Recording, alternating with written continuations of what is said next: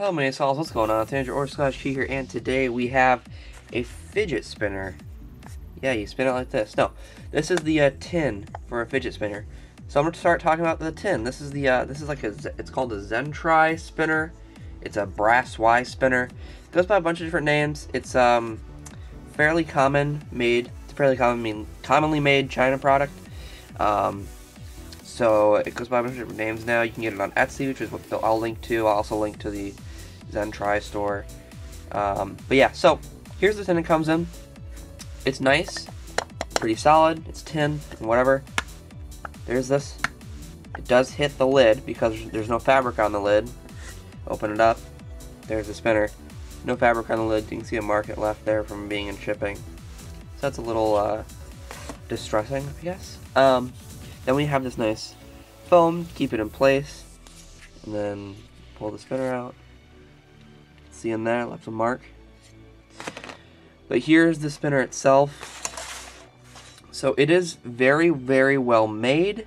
Not super solid, but very well made. It's very heavy though, probably half a pound. I don't know how to explain it, but it's pretty heavy. It's got some weight, solid brass. It's very nice. It's got the R188 bearing. I'll let you take a look at the R188 bearing. The caps are screw-on caps, which is very nice.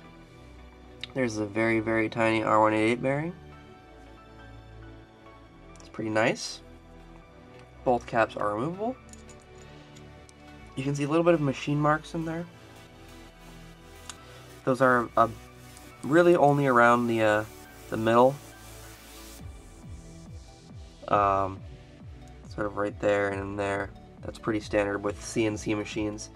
So this is very small. Let me just, like,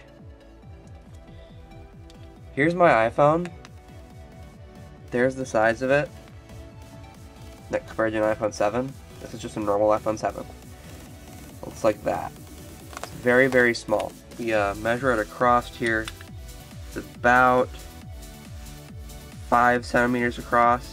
I'm looking there, which is a little, about 2 inches across. You're looking at. And if you really want to go legitimate, the diameter is about 2 inches as well. It's a very small. It's very compact. It's very nice. It's what I would call an EDC spinner, an everyday carry spinner. If you compare it to something like this fidget spinner, it yeah, dwarfs it. It's very small. It's very nice size, very weighty. That being said, it's a very, very nice spinner. It spins a very long time. I'll put the I'll spin it for you so you can hear it first.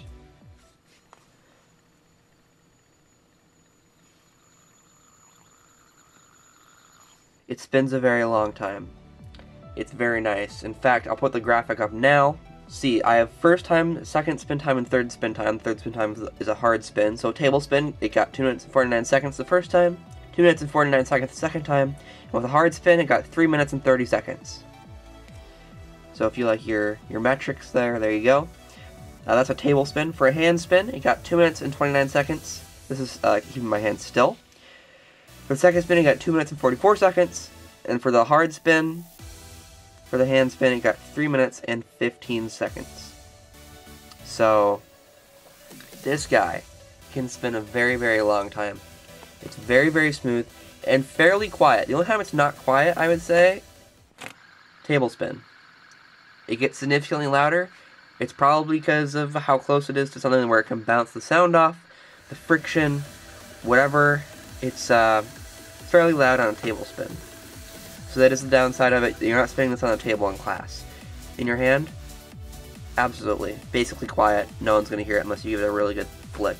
Or you spin it with your hand really hard. Then you can definitely hear it more. But normal fidgeting, I like a middle flick. Middle of the road flick in terms of how hard, you know, it's pretty quiet. It's very nice. Another cool thing about this guy is how balanced it is. So Look at this. It's fairly balanced, a very, very minimal amount of wobble.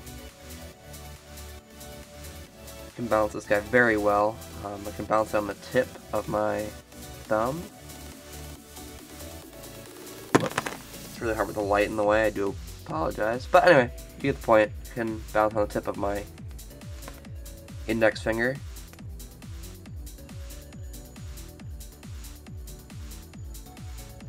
So that's awesome. Now, downfalls of this, pitfalls.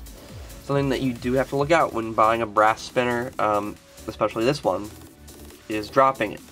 Now, I had this happen to me today. I dropped it a little bit. Let me see if I can find the little dent I put on it. Right there, I put that little dent in there. And that's a bit annoying, but, you know, I did it. It's my fault. But you're probably looking right here. What's that, you might say? Well, let me give you this story. I was in history. Someone took it off my desk. They passed it around to their friends without their permission. I said, you break it, you buy it. I did say that. I was not very happy they took it from me without my permission. And then the third person they gave it to dropped it. And when I got it back, I was happy there wasn't much damage, but as I looked closer, it hit the chair, the foot of the chair they dropped it when they were sitting at, and gave it that nice dent on the top weight and the main part of the spinner. And you can see the scratches there. If I can get the reflection just right, I'll put some pictures up as well. Yeah, that did aggravate me, and I'm still very angry about it because it was not my fault and someone took my thing and damaged it. This was expensive. You know, it's a $38 spinner. If you get it from Etsy, you can get it from other places for usually more, actually, but it's similar, like $30, $35, $40 price range.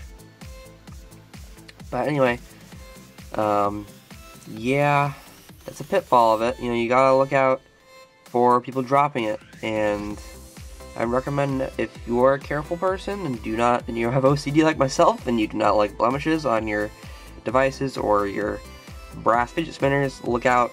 Don't give this to other people, because it dented it, and you can see it slightly raised there where it pushed the metal. It's a bit sad, but luckily that's the bottom, so that's okay. One thing I also can note about this, unrelated to the damage aspect, is if you flip it one way, it's more noisy than the other.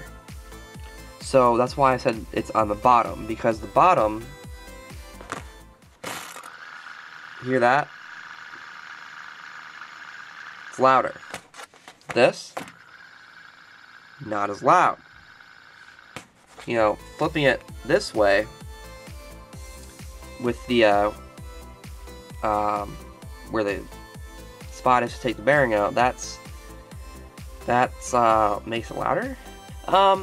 Also, a nice thing about this, how to tell if you have a good bearing, really, you can spin the cap.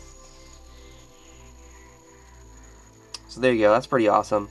If you don't want to just fidget with like this, you can do what I do sometimes. Oops, come on, spin the cap. Get it a nice spin, and that's always fun. But yeah, so would I recommend this spinner? Absolutely. Absolutely, yeah. It's very nice, it's compact, it's small, it's dense. It's got super nice spin times, if that's what you're worried about. It's nice for fidgetability. The angles are nice, there are no hot spots on this guy, everything's nice and chamfered. If you drop it, you might get a hot spot. If you chip the edges, you might get a hot spot, but other than that, no hot spots whatsoever. In fact, I went back to using this for just a little bit and hurt myself on it. It's just so much more rough. So, but yeah, that's really gonna be it for this video. Tell me what you think of that spinner in the comments below, if you have it. Tell me what spinner you use in the comments below. I'd like to hear about it. And yeah, I'll have a link to this guy in the description, and a link to Spin Space, the Facebook page. Also a YouTuber, but the Facebook page, great place if you are a fellow fidgeter and you are interested in spinners, that Facebook page is a great place, great community to ask about spinners, talk about spinners, etc. Sell stuff on there as well. So, anyways, if you liked it, share the video, subscribe for more, and I will see y'all later. Take care.